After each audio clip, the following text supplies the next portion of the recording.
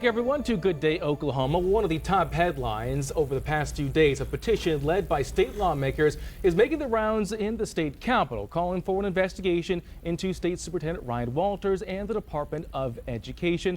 And so to find out what is happening, we have State Superintendent Ryan Walters. Thank you so much for joining us live here in the studio, sir. 17 Republicans have signed onto this letter right here asking for the Speaker of the House to investigate specifically you and the Department of Education. What is your response to this?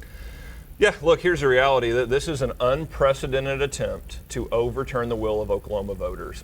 Oklahoma voters voted me into office to go defend parents, to go get pornography out of school, to protect parents' rights in the classroom, and bring unprecedented transparency and outcomes. That's what we've been bringing to the schools. These 17 lawmakers are liberals that are listening to the teachers union. They are Republicans. They are liberal Republicans that are absolutely pushing the teachers union line. Many of them are very conservative. They would agree with many of your policies. They voted for teachers' choice, which you can't champion.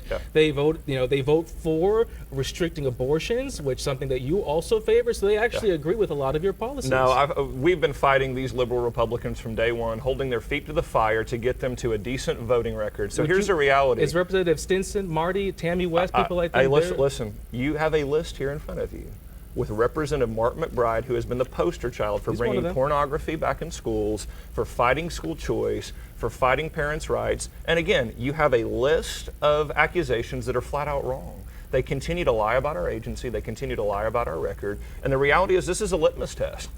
Are you for improving Oklahoma schools by empowering parents? Or are you simply a lackey of the teachers union and will do whatever left-wing activists tell you to do? You're seeing that clearly right now, and I think people need to look at that. And frankly, they're concerned about special interest groups like the teachers union. They should be much more concerned about the electorate that voted to bring parents' rights, unprecedented transparency into office. So that needs to be their bigger concern here. Well, none of these complaints revolve around policy. A lot of it is just administration, and one of them comes from the Senate Education Chair.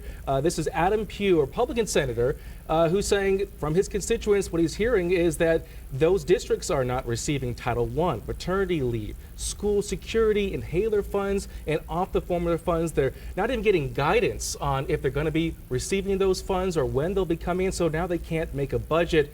What's the holdup?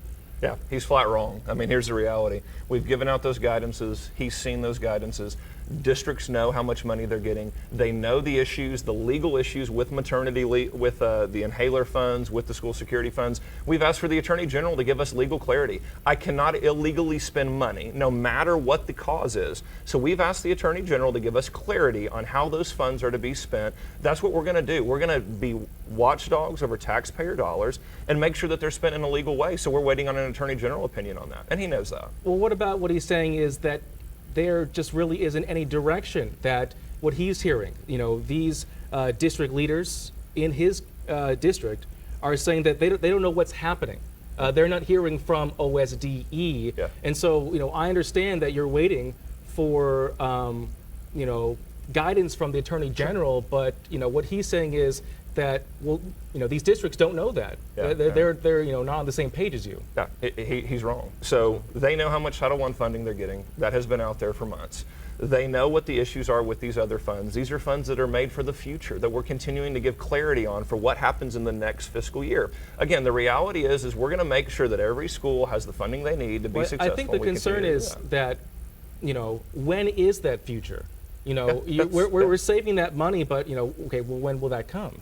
I think that's the question that we've asked the Attorney General. Because again, you have to have that legal clarity on, do funds roll over into the next year? It's not clear in legislation legally. So we've asked the Attorney General, we want clarity on this because no money has been taken from the schools. No money has been held up yet. We have asked a question to say, can we go ahead and continue funding these school districts in this manner? And so you have to be above board legally, and I understand everybody wants money as soon as possible, but you have to have those legal foundations set. And the reality is we talk to hundreds of school districts every week. We talk to dozens of school districts every day. Every day we're troubleshooting problems with districts. They call us and go, hey, can you give us a little more clarity on this? We filed this. Is this correct? This is what we do every day. We have hundreds of staff that talk to districts every single day. When do you think we'll hear back from the Attorney General? When can some of that money be allocated? Yeah, look, we asked him, for as soon as possible. Most school districts are starting today in this area, but we asked for that opinion to come back as soon as possible so we can give that clarity.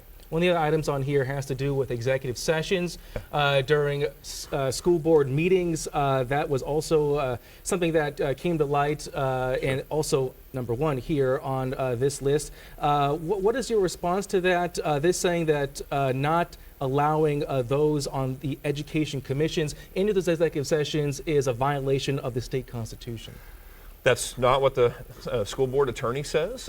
We asked the attorney general for specific guidance on that and haven't heard back as well. So what we're continuing to do is follow legal guidance. You haven't heard back, or they said definitively that? They have not. No, we have not heard back. Okay. So again, we've asked specifically, here's the executive sessions. Would these individuals be allowed in these executive sessions? We haven't heard back. So again, we have to be above board legally in everything that we do, and that's what we're going to continue to do to protect taxpayers and protect legal rights of individuals. Speaker Charles McCall did say that it would require, or he would require 51 Republicans, right now we just have 17, to initiate an investigation. He did say, though, that it would be up to the AG ultimately to do that investigation. Do you think he would investigate you? Look, here's what I know. I know that this is an unprecedented step to overturn the will of Oklahoma voters. So everybody who's signing up on these lists, they're telling Oklahoma voters, we don't respect your decisions. We don't respect your vision for the country. We don't respect your conservative values. We want to overturn that. So that's what we're going to continue to see here. Is this is a litmus test on, are you with Oklahoma voters? Are you with the parents of Oklahoma? Or are you going to continue to do the bidding of the teachers union? And that's up for everybody to make their own decision on. In the past, you have said that you have let folks go at your office to save money. Yeah. At any point, do you regret doing that? That maybe you could have used some of those people to help with these administrative things, including the backlog of information requests, of things like that?